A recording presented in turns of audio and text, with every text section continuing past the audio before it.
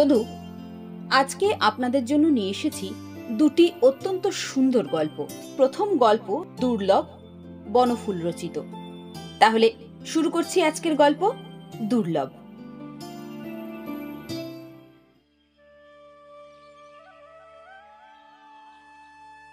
রাজকন্যা ১৬০০ বর্ষে পদার্পণ করবেন।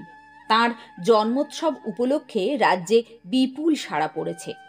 রাজা, রানী, সেনাপতি, পাত্রমিত্র, প্রজাবৃন্দ সকলেই এই শুভ দিনটিকে সার্থক করার আগ্রহে আকুল হয়ে উঠেছেন। গ্রামে গ্রামে, শহরে, নগরে বসবে সভা। এই বিশেষ দিনের বৈশিষ্ট্যকে স্মরণীয় করে তুলতেই হবে।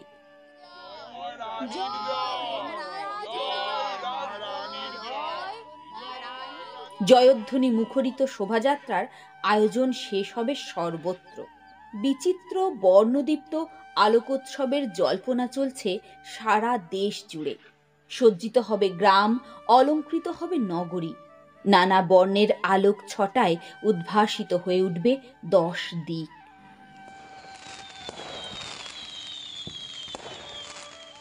লক্ষ লক্ষ আতশবাজি মূর্ত করে তুলবে রাজকন্যার যৌবনশ্রীকে বিস্ময়কর ঊর্ধ্বক্ষেপী অন্ধকার আকাশে। ভুরি ভোজনের ব্যবস্থা হবে অমিত প্রাচুর্যে। দিন দুঃখিনীরা পাবে মিষ্টান্ন, পরিধেয়, পুরস্কার। সম্মানিত হবেন পূজনীয়গণ। সর্বশ্রেণীর পুরবাসীগণের অপরিমেয় আনন্দ লাভের আয়োজনে উন্মুক্ত থাকবে রাজকোষ। কবি রচনা করবেন কাব্য, চিত্রকর খুলে বসবেন রঙের পসরা। মুখরিত হয়ে উঠবে গায়কের কণ্ঠে, সপ্তসুর বাদকের হস্তে বাদ্যযন্ত্র।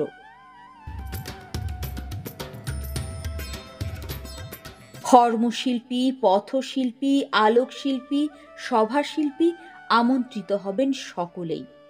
প্রতিভার উৎস মুখ হবে অবারিত। অর্থ সচিব আশ্বাস দিয়েছেন, উদ্দীপ্ত প্রতিভার মর্যাদা রক্ষিত হবে রাজকীয় বদান্যতার অকুণ্ঠিত ঔদার্যে। রাজকুমারীর জন্মদিনটি রূপে, রসে, রঙে সার্থক হয় যেন।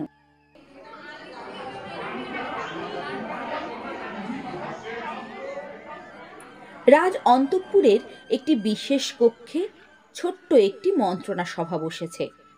রাজকন্যাকে সেদিন যে হার উপহার দেওয়া হবে সভার আলোচ্য বিষয় তাই। রাজকবি ও রাজশিল্পী পরামর্শ করে ঠিক করেছেন হারটি হবে সূর্যহার। 16টি সুবর্ণ সূর্য গাঁথা থাকবে 7 নড়ি রত্নহারে।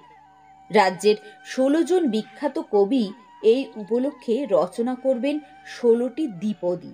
সেগুলি লেখা থাকবে প্রত্যেকটি সুবর্ণ সূর্যের বিচিত্র বর্ণ রত্ন অক্ষরে। নিযুক্ত হবে 16 জন নিপুণ শিল্পী। প্রত্যেকে প্রস্তুত করবেন এক একটি স্বর্ণ সূর্য। মন্ত্রী বললেন, এত বড় কাণ্ড অত অল্প সময়ের মধ্যে হয়ে উঠবে কি? মৃদু হাস্য করে উত্তর দিলেন অর্থ সচিব, দক্ষিণার কার্পণ্য করব না আমরা? সম্ভব তো হবে নিশ্চয়ই। রাজকবি ও রাজশিল্পীর এই পরিকল্পনা সমর্থন করলেন সবাই। একটি বিষয়ে কেবল মতভেদ হলো দুজনের, হারের মধ্যমণি কি হবে। রাজকবির মতে হীরক নির্মিত একটি শঙ্খ হওয়া উচিত, অন্তত রাজকন্যা বলে কথা।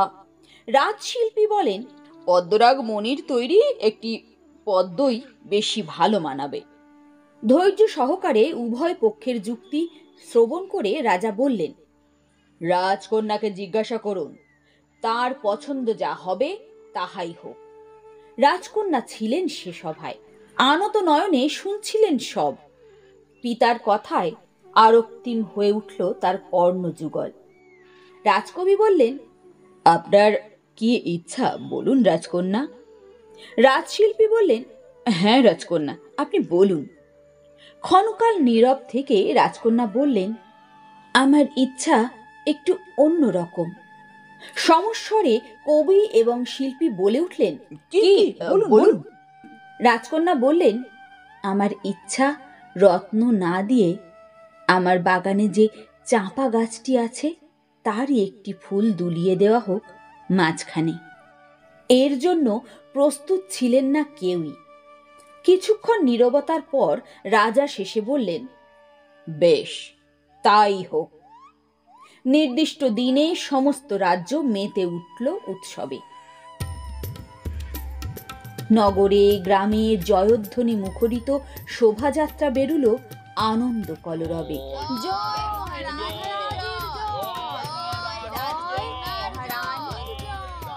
ভাট বৈতালিক গায়কগণ নিজেদের অন্তর উজাড় করে দিলেন বিবিধ বন্দনার বিচিত্র সুরে। তরুণে তরুণে বাজল নহবত। মণ্ডপে মণ্ডপে বসল সভা। নৃত্য পড়া হলেন নর্তকী। অভিনয় করলেন নট, প্রশস্তি পাঠ করলেন পুরোহিত। ছন্দে ভাবে বিগলিত হলেন কবি। আনন্দধ্বনি করে উঠল অভাবমুক্ত দরিদ্রগণ। আশীর্বাদ বর্ষণ করলেন পূজনীয় বর্গ। পথে ঘাটে, নদীতে, প্রান্তরে, পর্বতে, সমুদ্রে মূর্ত হয়ে উঠল রাজ ঐশ্বর্যের অনবদ্য মহিমালীলা। সূর্যহারের প্রত্যেকটি সূর্য জলজল করে উঠল বিচিত্র শিল্পীদের অক্লান্ত চেষ্টায়। একটি জিনিস কিন্তু হলো না, চাঁপা ফুলটি ফুটল না। কারণ অর্থের লোভে বা প্রয়োজনের তাগিদে ফুল ফোটে না। ফুল তার সময় হলে আপন খুশিতে ফোটে।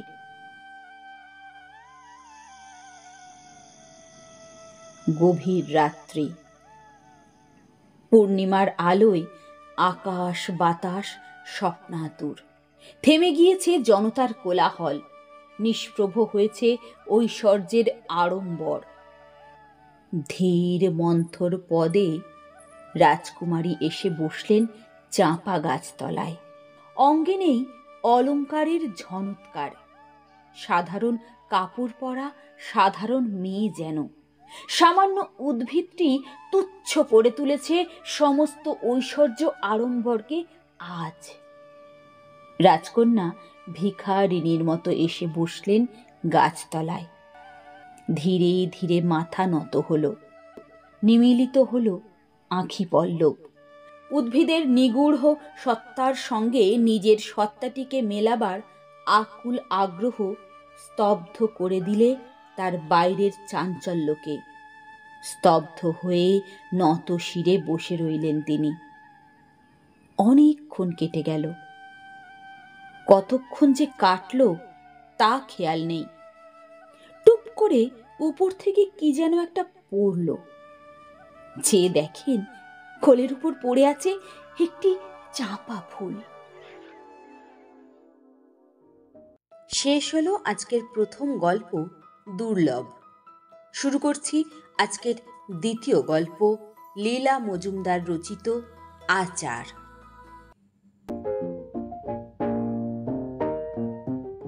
অমৃতবাজার পত্রিকার টুকরোটা হাতে নিয়ে বাবার প্রকাণ্ড চটি জোড়ার আড়ালে দাঁড়িয়ে ঘোতন খুব লক্ষ্য করে দেখল পিসিমা এসে নিবিষ্ট মনে খোকনাকে ঠ্যাঙাচ্ছেন। প্রথমে ডান কান পেঁচালেন, তারপর বললেন হতভাগা ছেলে, তারপর বাঁ গাল পট্টিতে চাঁটালেন, তারপর বললেন তোকে তোকে আমি আজ বলে বাঁ কান পেঁচালেন। আদা লঙ্কা দিয়ে ছেঁচবো। তারপর ডান গাল পট্টিতে চাঁটালেন, তেল নুন দিয়ে আমশি বানাবো। তারপর পিঠে গুম গুম করে গোটা কতক কিল কষিয়ে দিলেন। তারপর মাথা থেকে চিমটি চিমটি চুল ছিঁড়ে ঝুলফি ধরে ছড়ে দিলেন ভাড়ার ঘরের দরজার বাইরে।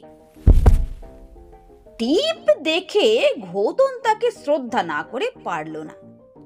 আর একটু হলেই নিজে ধরা পড়ছিল আর কি। তবেই হয়েছিল, ভীষণ না রাগলে পিসিমার নাক কখনো ওরকম ফোলে না। অমৃত বাজারের কুচি টুচি ফেলে ঘোতন তো হাওয়া। খোকনাটার যা বুদ্ধি, এত করে বলে দেওয়া হলো যেখানে হেয়ারপিন সেই পর্যন্ত পিসিমা পড়েছেন, আচারের জন্য তার এদিক থেকে কাগজ ছিঁড়িস। বোকা কি ভাবলে? এদিক থেকে মানে পিছন দিক থেকে। মনেও জাগলো না যে এটুকু পড়লেই ছেঁড়া পাতা এসে যাবে। মাথায় কিচ্ছু নেই, এক ওই গোবর যদি থাকে। বেশ হলো, বেশ বেশ হলো, আচারও পেল না, ঠ্যাঙাও খেলো। আবার পিসিমার টিপের কথা মনে হলো। হা, কি চমৎকার টিপ! সেই তো, সেই সেবার ক্রিকেট সিজনে পানু নিজের ব্যাট দিয়ে স্ট্যাম্প খুঁচিয়ে উড়িয়ে দিয়ে জিপ কেটে মাথা চুলকে তাড়াতাড়ি পালাতে গিয়ে বাউন্ডারির দড়িতে ঠ্যাং আটকে খুঁটি শুদ্ধ দড়ি উপড়ে এনেছিল। বড় কাকা ছিলেন ক্যাপ্টেন। তিনি এক হাতে পানুর শার্টের কলার আর এক হাতে প্যান্টুলুন ধরে তাকে তাঁবু থেকে ঝুলিয়ে একেবারে বেড়া টপকে ওপারে ফেলে দিয়েছিলেন। আর তার পিছন পিছন ওর জুতো, গ্লাভস, ব্যাট ছুঁড়ে ছুঁড়ে ফেলে দিয়েছিলেন, এবং প্রত্যেকটাই পানুর গায়ে লেগেছিল। বাজে প্লেয়ার হলে কি হবে বাবা, কিরকম টিপ! পিসিমারি বা হবে না কেন, ওরই তো দিদি।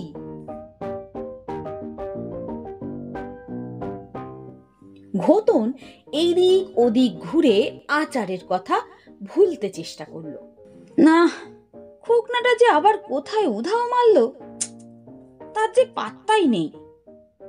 অনেক খুঁজে দেখা গেল ও রেগে মেগে ভালো ভালো ব্যবহার না করা ডাক টিকিটগুলো টেবিলের ঠ্যাঙে একটার নিচে একটা লাইন করে দিব্যি থুতু দিয়ে সারছে। ছোড়ার সাহস আছে। ঘোতনা কাছে এসে আস্তে আস্তে জিজ্ঞাসা করলো, লেগেছিল? খোকনা বললে, কি লেগেছিল? কি মুশকিল, লাগবে আবার কিসে? আরে ঠ্যাঙা নিতে, ঠ্যাঙা নিতে। তবে যে দেখলুম মাথাটা অমনি হয়ে গেল। ওরকম মাঝে মধ্যে হয়। খাবি আবার আচার? না। ঘেবড়ে গেছিস তাই না? সত্যি বলছি না। আচ্ছা তুই আনতো দেখি। ঘোতন এক ছুটে ভাড়ার ঘরের দরজার কাছে চলে গেল। দরজার বাইরে সারি সারি বড়ির থালা অন্ধকারে একে ওকে ঠেলাঠেলি করে চোখ টিপছে। সারা সকাল মা চিনু মিনুকে দিয়ে বড়ি দিয়েছেন। ঘোতন দেখেছিল মেয়েগুলোর কি বুদ্ধি। প্রথম বড়িটা চ্যাপটা চ্যাপটা ঘুটের মতো হচ্ছিল। যেই না মা বললেন, যার বড়ি যত উঁচু তার বরের নাক তত উঁচু, অমনি বোকাগুলো টেনে টেনে বড়ির নাকগুলো তুলতে লাগলো। বুঝবে শেষটা। যাক, কিন্তু দরজায় যে তালা মারা। Miller lock. হেয়ারপিন পাকিয়ে ঘোতন তাকে 1 মিনিটে শায়েস্তা করে দিল। আজ আর কোনো ভয় নেই। কি করবে পিসি, ঠ্যাঙাবে? ও ঠ্যাঙই নেই। তাকে তাকে আচার, বড় বয়াম, ছোট বয়াম, মাটির ভাঁড়ে, পাথরের থালায়, শিশিতে, বোতলে। ঘোতনের চোখ চারিদিকে পায়চারি করতে লাগলো। ঠিক সেবারে বাঙালি পল্টনদের মতো একটা এগোনো, একটা পিছনো, একটা লম্বা, একটা বেটে, বাঁকা লাইন। দুধের দাঁত পড়ে খোকনার যেমন তেড়া বেঁকা দাঁত উঠেছিল সেই রকম। সত্যি সেপাইয়ের মতো। আনাড়ি সেপাইকে যেমন কাঁচা কাঁচা ধরে এনে এক পায়ে ঘাস বেঁধে মার্চ করায়।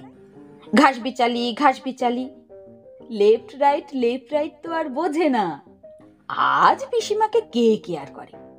বয়ামের গায়ে টোকা মেরে মেরে ইচ্ছে করে ভেতরের আচারের ঘুম ভাঙিয়ে দিল। কিরকম একটা বিশ্রী গন্ধ নাকে আসছিল। ঘরের আনাচে কানাচে ছুঁচোদের বাবা, মা, দাদা, দিদিরা চুপ মেরে কিসের যেন অপেক্ষা করছে। দেয়ালের গায়ে সুপুরির মতো কেঁদো কেঁদো মাকড়সা খাপ পেতে রয়েছে। ছাদের উপর টিকটিকিরা খচমচ করে চলাফেরা করছে।